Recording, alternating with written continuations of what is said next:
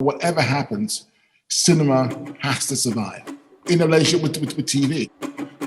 This artistic expression can't die, not just because they create wealth, also because they create a sense of well-being.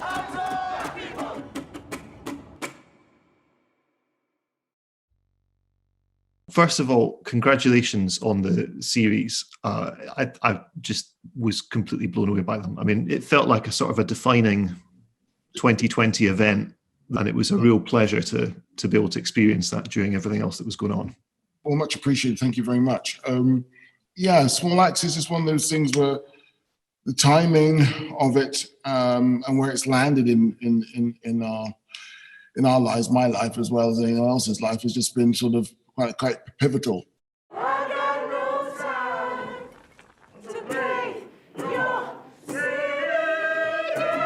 My attempt was to sort of, fulfill the sort of the narrative. In fact, kind of fix the narrative of the canon of British filmmaking, and also, our narrative historically recorded within film, because these films should be made 68 onwards, but unfortunately people who look like me weren't welcome in the TV and film community in the United Kingdom, so therefore we lost actors, we lost editors, we lost producers, we lost all a manner of artists, unfortunately, within that time. As a collective, we stand a chance. When Small Axe was first conceived, did it feel to you like there was this strict divide between films and television in the UK?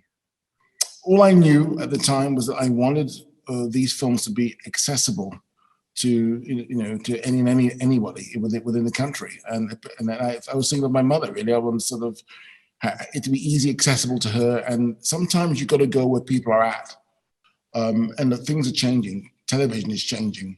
I think one has to address the fact that viewers want to see things when they want to see them, how they want to see them.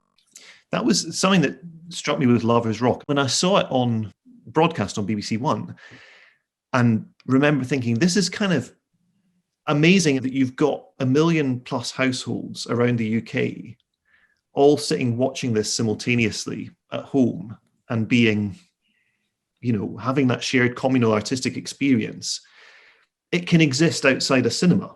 So, I mean, do you think there's this is a kind of a change that's coming about in the culture, that the idea of communal artistic experience can still be had even if we're isolated from one another? Or is there something that's being missed out on by losing cinema? I mean, what really hit me when we broadcast this on the BBC, Lovers Rock and Mangrove, and education in particular, it was the conversation. I think what touched me the most through all the premieres of Small Axe was just the emotion and the cathartic sort of passion. It's almost like someone hit me in the chin. I had no idea. I thought I experienced everything like that, but the power of television can never be. I mean, if I didn't know it, I know it now. But at the same time, the whole idea of being in a group of people in the dark, it goes back to sort of people telling stories in front of a campfire, and that communal sort of, and then someone laughs and then encourage you to laugh. What's happening in front of the screen and what's happening on the screen kind of sort of amalgamates to that amazing special experience you get in the cinema. What are your fears for cinema going at the moment? Listen, this artistic expression can't die.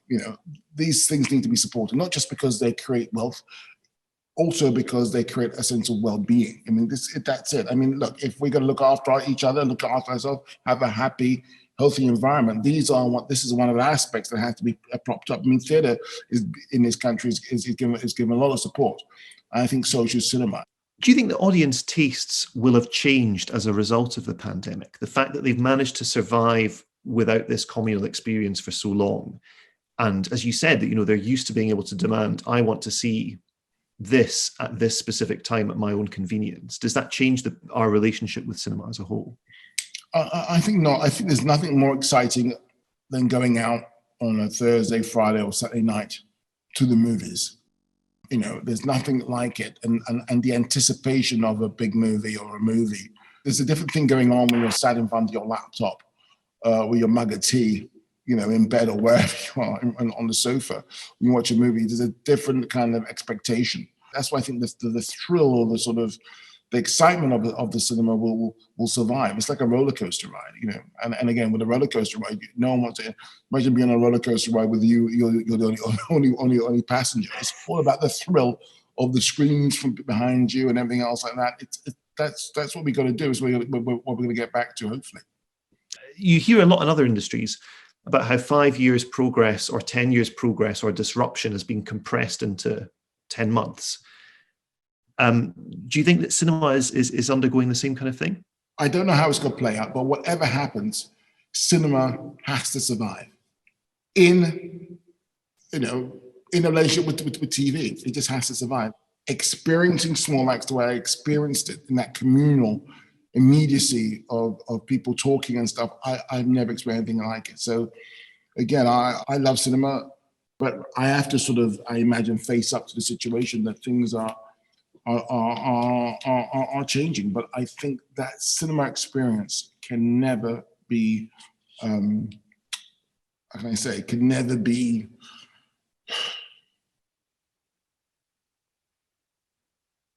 taken away, really.